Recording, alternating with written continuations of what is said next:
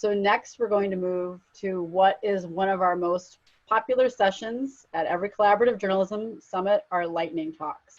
So if our lightning talk speakers can identify themselves, raise your hand so that we can get you up on the stage and get you ready to go. And while we're doing that, I'm just going to go over a couple of other things. I want to take another moment to spotlight Derek Dent.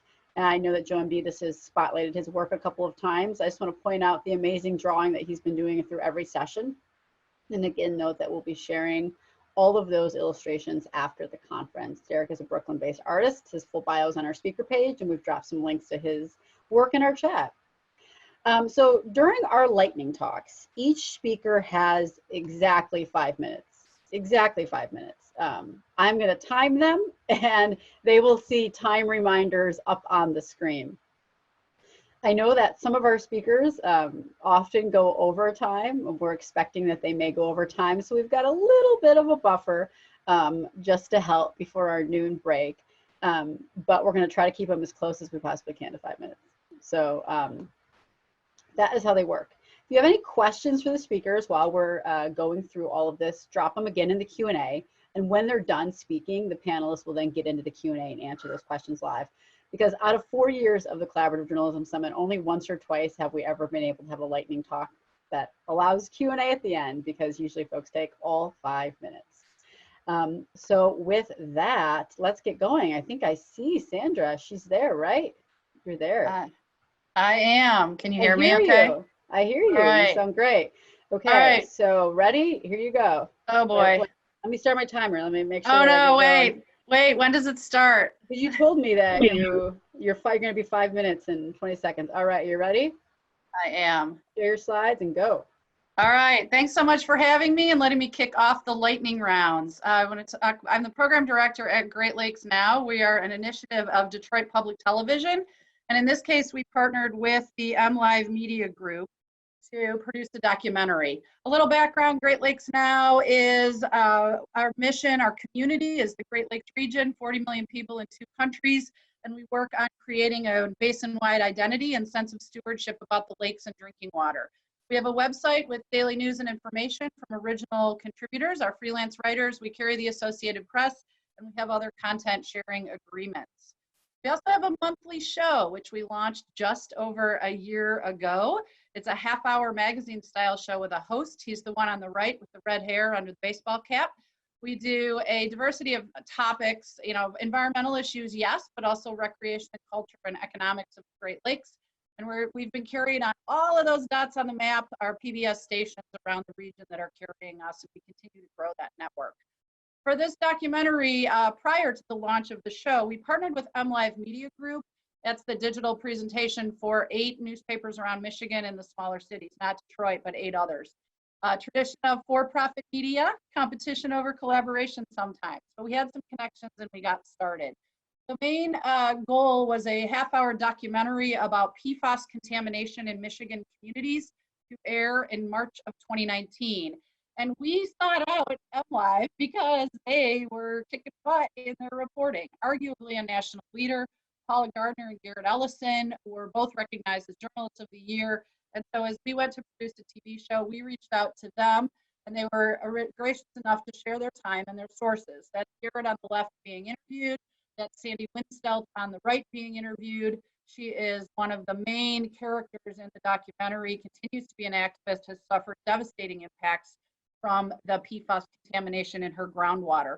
We were very conscious to try to not be the, you know, we just want to steal all your stuff, you print reporters. So that's my background. So I'm very sensitive to that. So we did everything we could to include credit to MLive as a partner. Here's what a little bit of it looked like in the show with Garrett.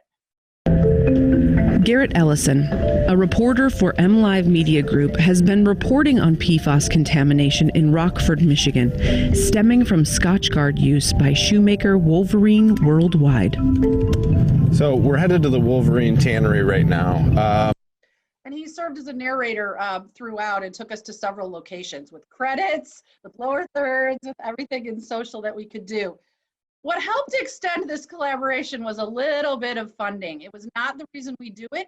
It came in, we did it. It came in after we had already initiated, but the CUNY Graduate School had done a series of workshops and funding for small projects for for journalism around municipal finance. And so MLive did some articles with some support from that grant as well. It also supported our production around the actual financial cost to municipalities, and these articles published in conjunction with the airing of the documentary.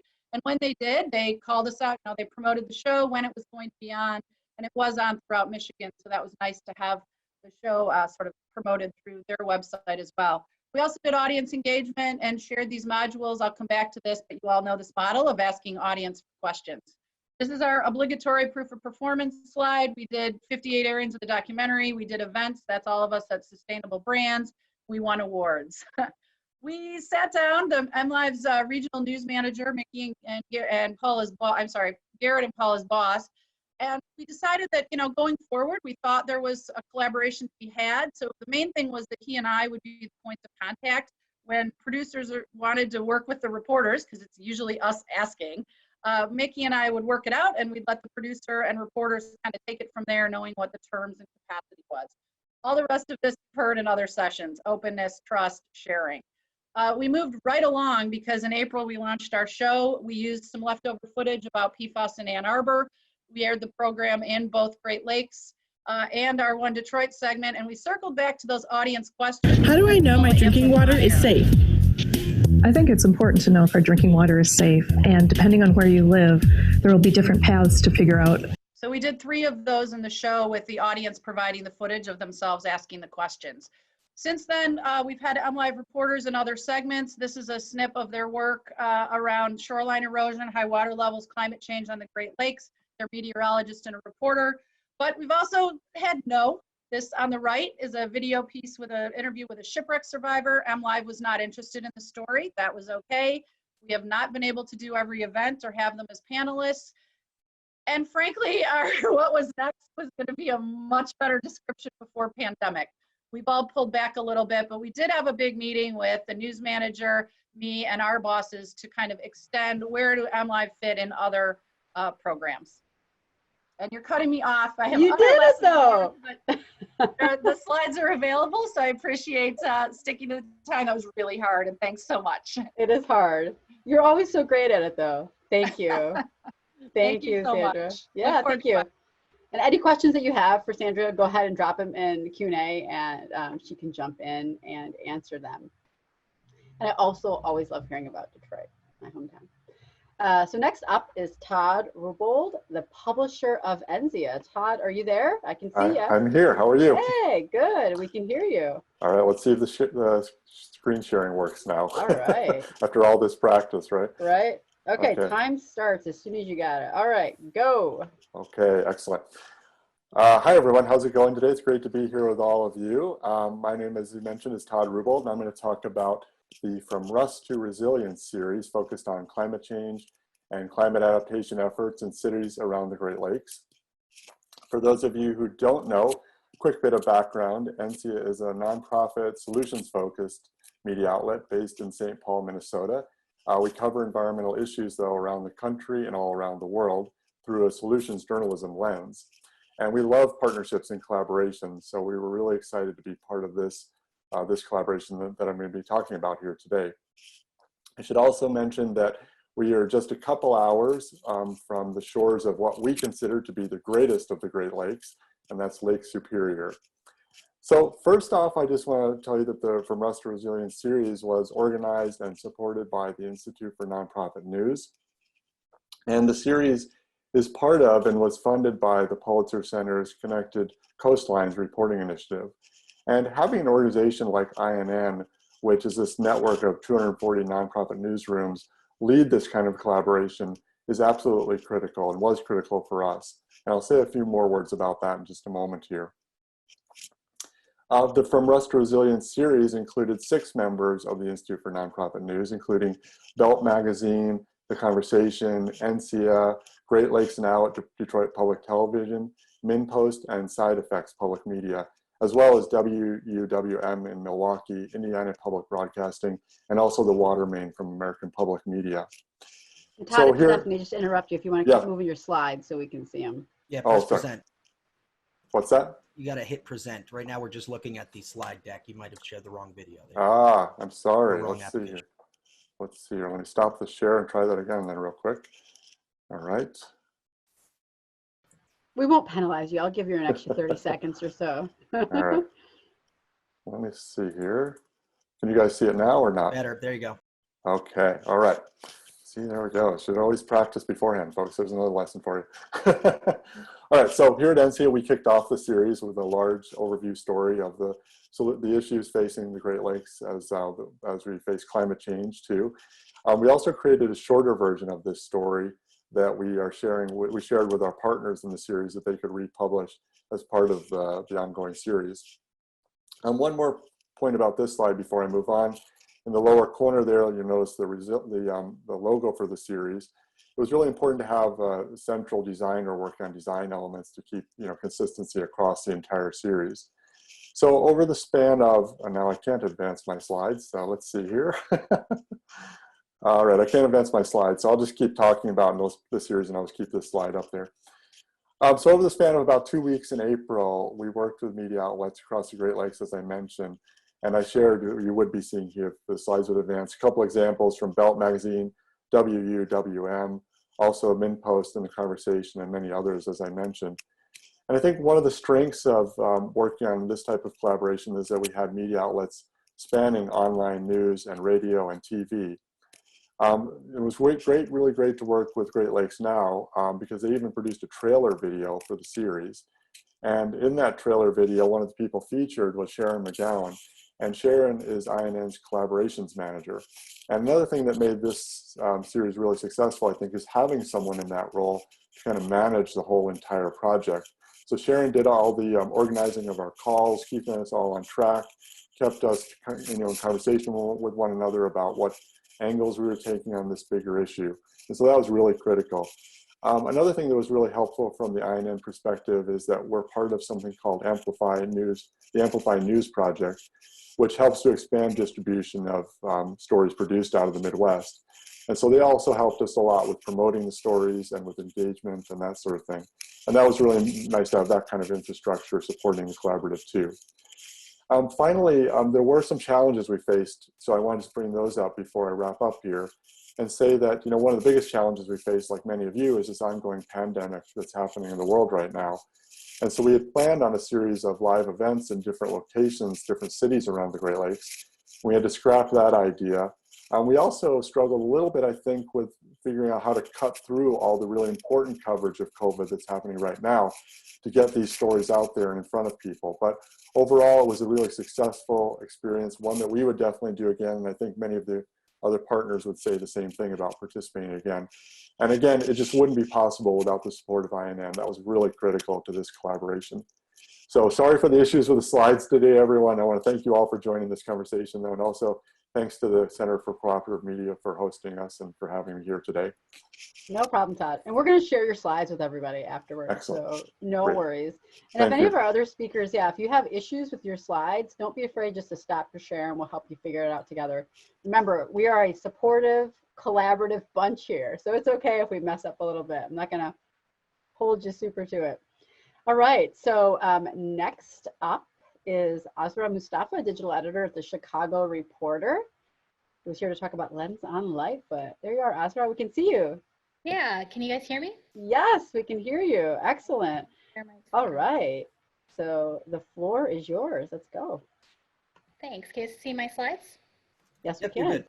Okay, so I'll get started. My name is Asraa. I'm a digital editor at the Chicago Reporter, and I'm going to talk a little bit about this project that we've had going on for about a year now called the Lens on Lightfoot Collaborative in Chicago. So if any of you attended the Collaborative Media Summit last year, you might recall that I did a lightning talk on Shy.vote, which was an election guide that 10 newsrooms came together to kind of create a one-stop shop for voters. So there was a ton of candidates in the 2019 municipal election in Chicago. So we spent a lot of time and energy tracking the different stances, trying to get readers to understand the nuances and the differences between the platforms, and trying to raise questions about all these promises candidates were making on the campaign trail through our reporting and through different forums. So the collaboration was a big success, and it was a big collaboration, it was a big success, but the thing about election guides is that they kind of expire on election night. So for all of the worthwhile energy and resources and attention to these key policy areas that readers were telling us they were interested in, ultimately Shy.Vote as a news product came to an end on election night when Lori Lightfoot became mayor of Chicago and we got a new city council. And so we were already talking about what is there a future for Shy.Vote post-election? We didn't necessarily want to wait 4 years for the next municipal election. So Sharon McGowan from INN's Amplify News Project started talking to a bunch of the partners in Shy.Vote about what we could do post-election with this collaboration and all these relationships we had formed. And kind of figure out a model where the sum was greater than the parts and would actually be useful for our newsroom in covering this new administration. So with support from the McCormick Foundation, we came up with Lens on Lightfoot, this collaboration called Lens on Lightfoot. It was an interesting time for Chicago because the mayorship in Chicago had only changed hands once in the previous 20 years. And Lori Lightfoot had run on a very ambitious reform agenda. She was the first Black female mayor of Chicago. She was considered not an establishment candidate in that she didn't come from the Democratic machine. So there was a lot of interest, also a lot of skepticism about whether this was going to be business as usual in Chicago politics or if this was really going to be like a shift. So there were 7 partners this time around. Each of us are Chicago-based newsrooms with our own specialties or catering to specific communities in the city. Lightfoot's administration put a lot of their campaign pledges in a 232-page transition report, which ended up being a useful kind of guiding document for the collaborative. And the difference between the stories we were doing in Lens on Lightfoot versus our regular reporting was that these were supposed to be proactive accountability stories that kind of look critically at the policy areas and promises that got Lightfoot elected versus just reactively reporting to whatever policy or initiative she rolls out when she wants. So we did a whole bunch of stories. It was if there was a topic that 2 newsrooms were interested in, they would often team up. We also got a big boost in promotion because we'd all be tweeting each other's Lens on Lightfoot stories. We had the option of posting any Lens on Lightfoot story on all 7 of our news sites. It helped us not duplicate efforts and kind of play to our strengths in the policy areas that we were interested in, so that as a collective, we could cover the broad spectrum of policy areas that Chicagoans are interested in and that Lightfoot administration had promised reforms in. We also created we had INN create a widget for our website, so you could kind of see all the readers of our individual websites could kind of see a feed of Lens on Lightfoot stories, which was cool because it kind of kept them at the surface and got us to help drive traffic to our different newsrooms, and also allowed us to do events. It was really powerful actually to be able to come together as 7 newsrooms and do an event on the Lightfoot administration. We had plans to do more events, and there was even a possibility of doing an event with Mayor Lightfoot herself, but obviously the pandemic changed that. And as we're approaching Mayor Lightfoot's 1-year anniversary as mayor later this month, the collective is kind of trying to figure out what the future of accountability reporting is in Chicago, especially now with the pandemic. So yeah, that's it. That's perfect. You hit 5 minutes almost exactly. Thank you, Asraa. One of the things I really love about that project is how you talked about at the beginning, how Shy.Vote continued into Lens on Lightfoot, because that was a question we had earlier in the day today about how do you keep a collaborative going after you've had a success? How do you keep moving forward and keep working? And I just think that's such an awesome example. So thanks for sharing. All right, so next up is Rachel Dissell, an investigative reporter with Cleveland's The Witness Project. Rachel, are you there? There you are, I see you. Awesome, just unmute yourself. Here from Cleveland. There you are, now we can hear you. Thank you for having me. All right, fantastic. Okay, cool. Your time is going to start now. Go ahead. I got it. Can you see me? We Good? can see you. All right. So here in Cleveland, we were literally just getting started with the Witness Project in January after our collaborative group got together at the end of December. And let me see here. Won't let me advance my slides. Hold on. There we go.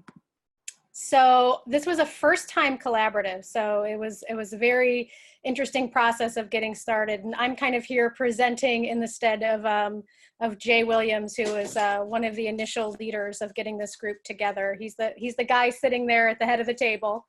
And so our partners included a community radio station, the Plain Dealer, where I worked at the time, which is kind of the legacy newspaper, community newspaper, statewide investigative nonprofit for journalism, ION Ohio, if Lucia is still here, hello, education nonprofit, and then we brought in a college student to try to do some training along with the reporting we're doing. And we came together around the question of crime witnesses and why crime witnesses often didn't cooperate with police in Cleveland. And so the theme that we kind of arrived at was why the streets don't speak. And that's kind of the guiding principle for all the questions that we started to ask. And we were doing that part that I've heard a lot of folks talk about so far during this conference as I'm listening to it, trying to get on the same page. We have folks from so many different places coming together. And so we really had to start talking about, what are our goals, what's doable, what are our ethics, what practices will we use in collaborating. One of the things that we started to do from the beginning that I think has been really great is we were holding weekly meetings. And to those weekly meetings, we would invite in guests from the different places that we wanted to talk to. And so if you see in here in this picture, Jay had invited in a number of folks from the community, either who were formerly incarcerated, had some, had either worked with gangs or were former gang members, just to start to talk about some of the ideas that we were reporting on. And we recorded all of these sessions, which I thought was pretty interesting. So we had that to kind of start doing our reporting from. Let me see here. One of the other things is, so in this picture is Brianna Oldham. She's the college student who's working with us. She just graduated literally like a couple days ago. So she's going to remain on and help us finish this. We got a great opportunity to take a road trip and do some solutions reporting. So here Brianna was actually interviewing the Bronx DA, Dissell Clark, about a program that they have that is supposed to help provide security for witnesses. And what we were trying to do is investigate and see whether this program was one that we in Cleveland could learn from. And so that will be a story and also part of one of our podcast episodes that we have with the project. Kind of like everyone is saying, we have this kind of pandemic pause that happened where we weren't able to meet, and we're just trying to get back together right now with some of the things that we're doing. So we have more to come. We're kind of gathering up. We have a series of videos that one of our partners, Edward Fatty Banks, put together, where he interviewed dozens and dozens of young folks and even some older folks about the term snitching.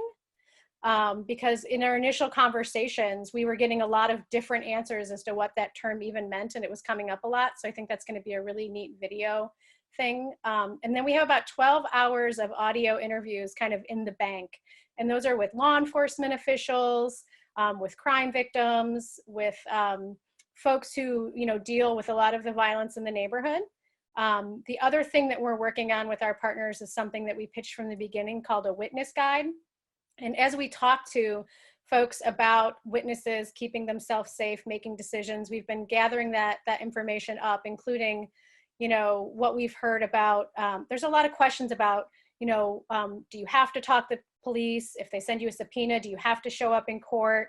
Can you bring up your own safety if you're told that you need to come to court? So we're trying to put together a witness guide that includes that kind of information, but also includes things on how people can take care of themselves if they witness a crime, emotionally, and deal with that trauma as well. So kind of looking at that guide as being a holistic thing.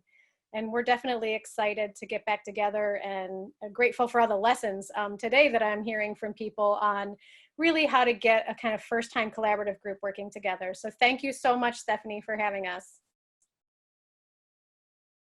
Thank you, Rachel. That was perfect. Perfect on time. Thank you so much for presenting today, because that is a really important project. So next up is Danielle Purifoy from Scalawag magazine. She's the Race and Place editor there. Danielle, can you hear us? We can see you. There you are. Yes, can you hear me? Yes, we can hear you. Okay, perfect. Fantastic. So I don't have slides today, but yeah, I'm just going to give you a bit of a story about our collaboration.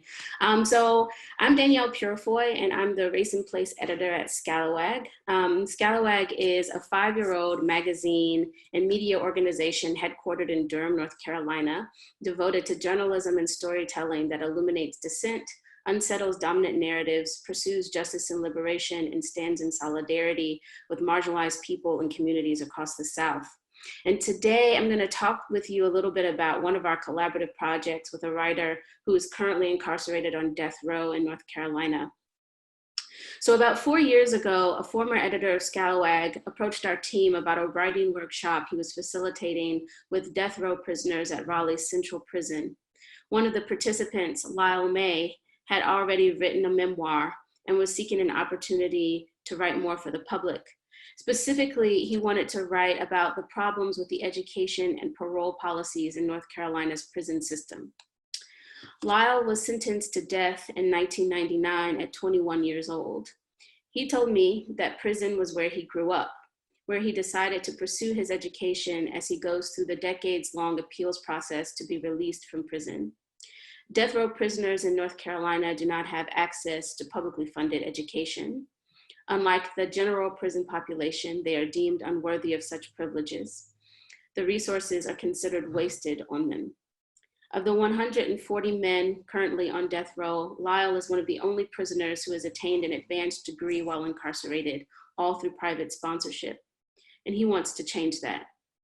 In his 2016 essay for Scalawag, he said, quote, "There needed to be something more than the poison of prison air, that lethal combination of hatred, bitterness, and ignorance that rots mind, body, and soul." Even if Lyle's appeal to leave death row is granted, he faces another grim possibility: life without parole.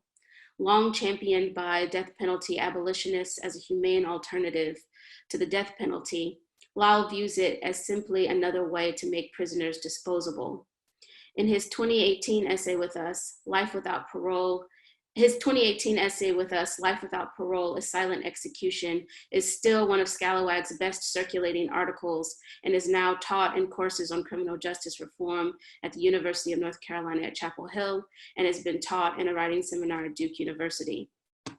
Scalawag's collaboration with Lyle has been fruitful for us both. The dozen or so essays he's written for us have led to invitations for university lectures, writing opportunities for major education media outlets like Inside Higher Ed, radio and podcast interviews, and most recently, he had an interview with CNN's medical correspondent Sanjay Gupta about the impacts of COVID-19 in prisons.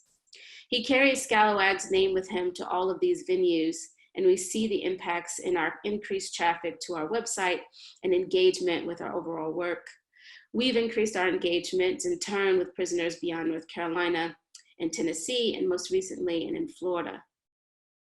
Every couple of months, I take the 45-minute drive from Durham to Raleigh to visit Lyle at Central Prison.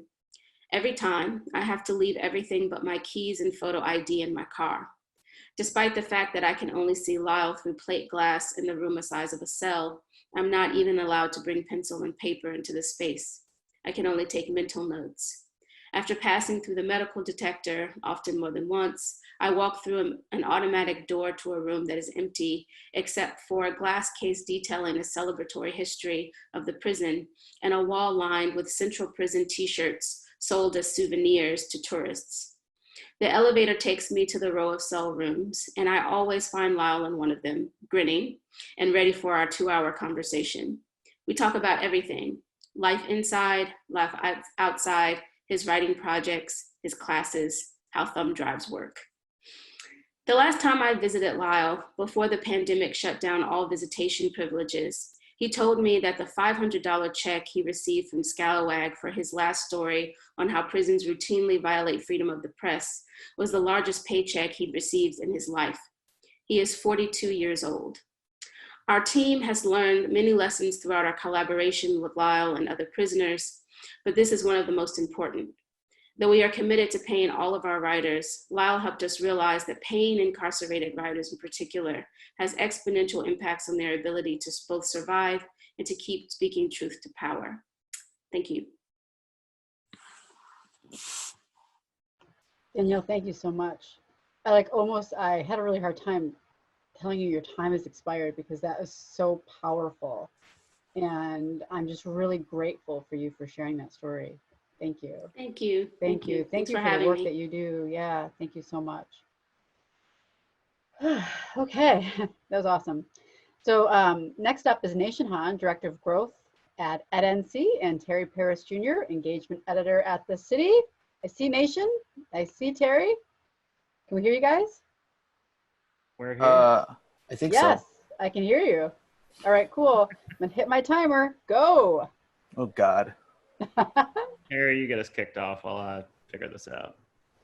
Okay, so the City is a nonprofit news organization covering New York City, and Nation runs at NC, which he can talk about. And we're going to discuss and then Chalkbeat's not here, but sort of a three-way collaboration that started in different different branches and then came together, and hopefully will be continuing. We have 5 minutes. I don't know how fast I have to talk. So Terry and I met up last summer in New York, and after a few drinks and a few curse words, started talking more deeply about our respective work. Ensia, after the 2016 election, began to invest in a statewide engagement effort. And over the course of a year, we used Harkin and GroundSource and other great tools, but we sort of found ourselves drowning in technical debt as we sort of flitted back and forth between Google Forms and Harkin and GroundSource and all of these different dashboards. And so ultimately we decided to build our own suite of tools, which would unify engagement pathways and allow us to both measure and maintain relationships. So I told Terry about it. And concurrently, I had been working on 2 other collaborations, and I'm always asking people to work with me because there's so many things I don't know and there's so many things other people know. And so I was working on a project around special education with Chalkbeat New York for basically 6 months, and we had been investigating special education and using crowdsourcing and building community. Parents are highly organized, and we're building community around that. And we had, written a dozen stories and had crowdsourced and had talked to more than 1,000 parents at this time. On top of that, I had worked on another collaboration with the Brooklyn Public Library on a project called the Open Newsroom, which was focused on creating a more collaborative local news environment. Local news doesn't always tend to be the most collaborative environment, and we wanted to sort of change that. And the library was a trusted organization of community, conversation, and information, and I wanted the city to be part of that. So we established essentially a 24-meeting series over the course of a year to explore relevant topics from residents in 6 different neighborhoods in Brooklyn.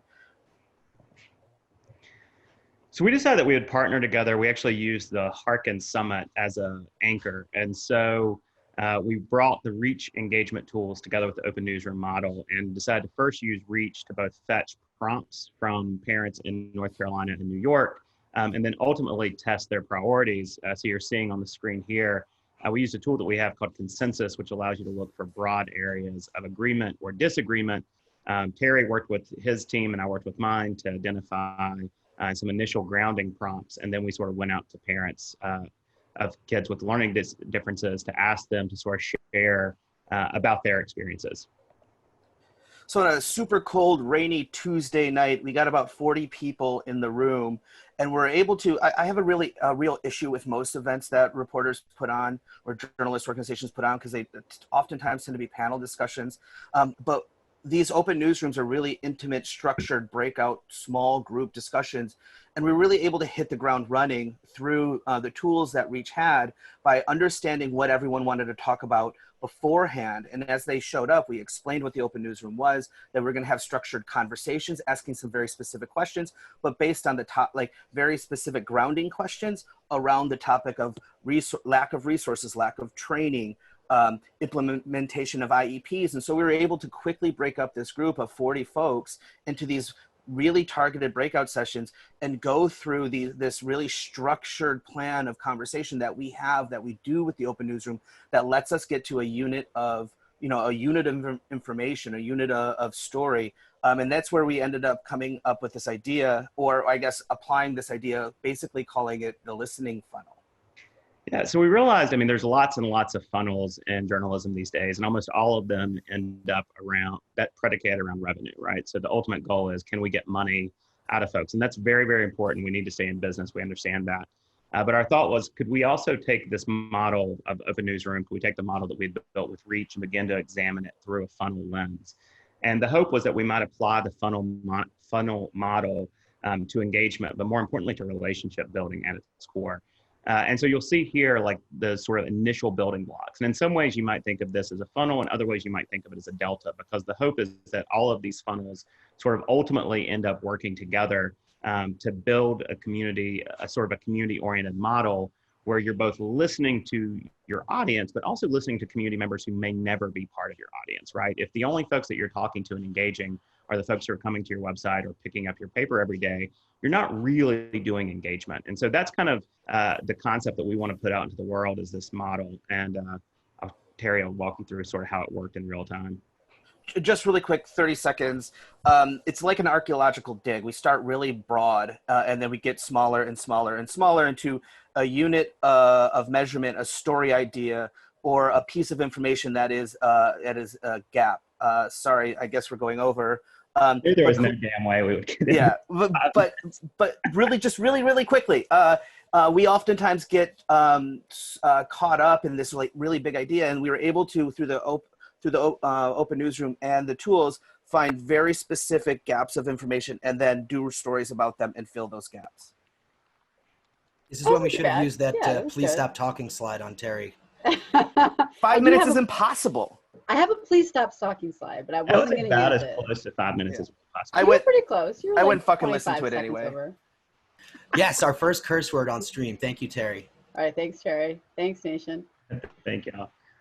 So up next is Teresa Gorman, who is a Senior Program Associate for Local News at Democracy Fund. So Teresa, we can see you. Can you hear awesome. Us?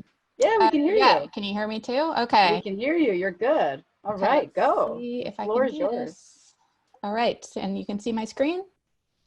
Yes, we're good. Awesome. I'm Teresa Gorman. I work at Democracy Fund, a foundation that funds local news ecosystems around the country. And I'm going to talk about cheese and funder collaborations. Yep. So I've made dozens of cheese plates and learned about, participated in, and led many collaborations of funders, many of which have supported projects you've heard about today. But the funder side is rarely talked about. So first, the quick background. About 3.5 years ago, I went from grantee to funder. I also moved to a new city. So as I was trying to figure this whole funder world out and get funders to work together, I was also trying to make new friends.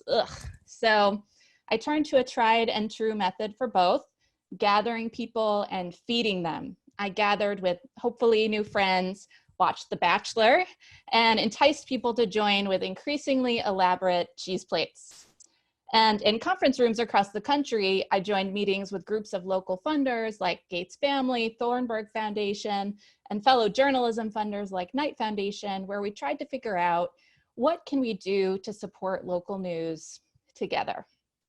Now, years after these gatherings, I have a group of friends who are as obsessed with bad TV as I am. I've eaten a ton of cheese, and funder collaboratives, some that DF is involved with, and many that we just watch with excitement, have sprouted up across the country to support local news ecosystems. In fact, you'll hear about one in Cleveland right after me. I've discovered in that time that cheese and collaboration have a lot of lessons in common. So here we go. One, that time I started making cheese plates 10 minutes before friends came to watch a rose ceremony did not end with my planned plate. It also took more than one party to make friends. It's all about preparation and connection. So those relationships, networks, trust take time to build. That's the same with funders. It may take time for action to happen, but every cheese plate, every meeting leads to something stronger. And also an ability to act quicker when called for, like in response to COVID-19. For example, here, New Mexico launched COVID response release for journalists really quickly.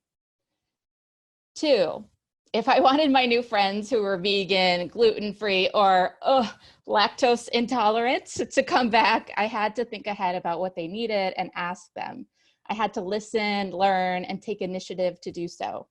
Funders have to do the same and ground their work in actual community needs and in partnership with community. Like in Chicago here, the Field Foundation started a new program with MacArthur and DF by first doing community salons. In fact, we made a whole guide with Fiona Morgan on how funders and collaboratives can assess needs before they do their work. You can't have a cheese plate without cheese, right? So having a focus to the plate really helps you figure out what else to add and keeps things from being a mess. It's the same with a collaboration between funders. Mission statement, values, and specific examples of how you'll live those values are really helpful. For example, in North Carolina, the North Carolina Local News Lab Fund, one of their values is equity, and one small thing they do is make sure everything is accessible in Spanish and English. Cut the cheese, literally. So as a gatherer, I can help people gather and maybe even make new friends themselves. I and others want to do the same for funding local news. If we make it easy for other funders to join, if Knight Foundation or Cleveland Community Foundation does that, then we're doing our jobs.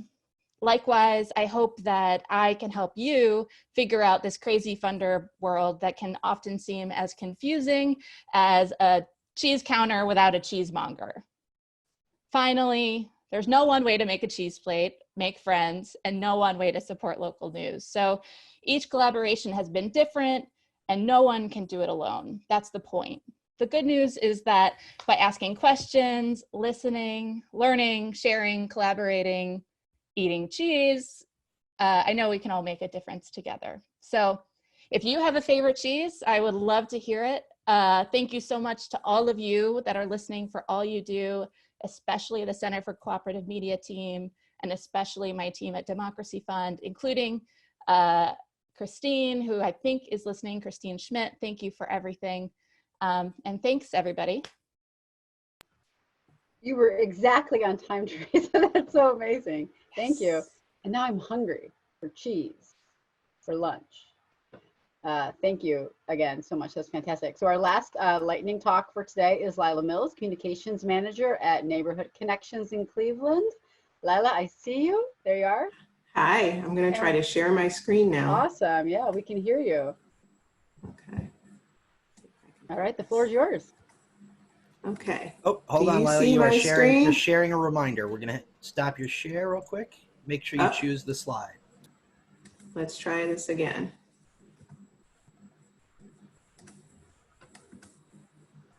All right. Do you see it now? There we go. Perfect. Okay. So let's see if we can go all the way back to the beginning. Wonderful. So I am here representing a coalition of folks from Cleveland. We've been led by the Cleveland Foundation, and we've really been investigating for the last few years the idea of creating a collaborative funder and news ecosystem in Northeast Ohio. So I'm a former journalist. I haven't been a journalist in 10 years, and in this coalition are a couple folks like me, but most of us are just philanthropists, community builders, really interested in trying to figure this out and support information needs in our community. How did this start? We had the opportunity a few years ago to work with the Knight Foundation on a human-centered design project around adult literacy in Cleveland. And in Cleveland, there's really an epidemic of low literacy. You'll often hear the statistic, 66% of adults in Cleveland read at a third grade or lower reading level. So as we started to investigate this, we went out and we talked to people on the street, and we asked people, how do you receive information? What kind of information are you looking for? And what does the information ecosystem in your community look like? And what did folks tell us? Huge level of distrust in the media, outdated narratives about their community, narratives that didn't tell the whole story of what was happening in their neighborhoods, and that they weren't getting the information they needed, that the information that the media was sharing didn't really speak to the basic needs that people needed every day. One of our favorite quotes was that people told us, interpersonal networks are where I get my information. I can't trust and I can't rely on media to do that for me. And so one of our favorite quotes was, Shirley and Jackie are the Google of my neighborhood. So those are the neighbors that I go to when I need to know important information. We also started connecting with a lot of small grassroots media as we were doing those experiments. That led us to talk to journalists. We talked to journalists, and I'm sure all of you on this call know what we heard: resources are limited, the pace is faster. We're not able to have the kind of deeper connections with community that we'd like to have. And especially in Cleveland, a real frustration with closed government. So at that point, we wanted to do a small experiment, and Stefanie and her team helped us, and we did a collaborative media workshop in the summer of 2019. We brought together traditional journalists, small grassroots community newspapers, and what we called resident media makers. Those are folks who are connecting in their community, maybe through social media or really small newsletters. And the group kind of came together and built relationships and learned together. And then we brought them back together a few months after that. And at that point, 5 funders had pulled together about $120,000. Which was an experiment in itself. And we were able to offer the group microgrants. Rachel's discussion about the Witness Project is one of those projects that was funded through this process. And the key here was really to address basic information needs in the community.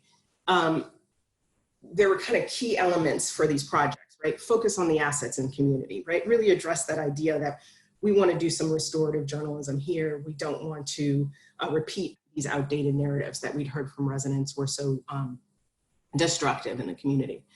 So reframing those narratives, focusing on assets, exploring and elevating solutions. Again, this is all based around the idea of supporting community information needs. So we ended up through that project funding 9 collaborative efforts. They spanned 22 media organizations and individuals from nearly 30 community organizations. What else are we doing? We're also partnering with City Bureau to bring documenters to Cleveland. I work at the community building program that will be the home for that. We're really excited about that. We are part of the Solutions Journalism Network's Newsroom Collaborative in Cleveland and Akron. The Cleveland Foundation has funded a Report for America reporter for that collaborative. And we are continuing to meet and explore nonprofit newsrooms and fellowship models. I think the key here is don't go it alone. Work across departments, start small to build confidence, and really, create this sense of urgency. This is not a looming crisis. The crisis is here. So it's here. The urgency to act is now. Thank you. Thank you, Lila. Thank you. I'm so excited to see what you guys continue to do in Ohio. Thank you for all of your work.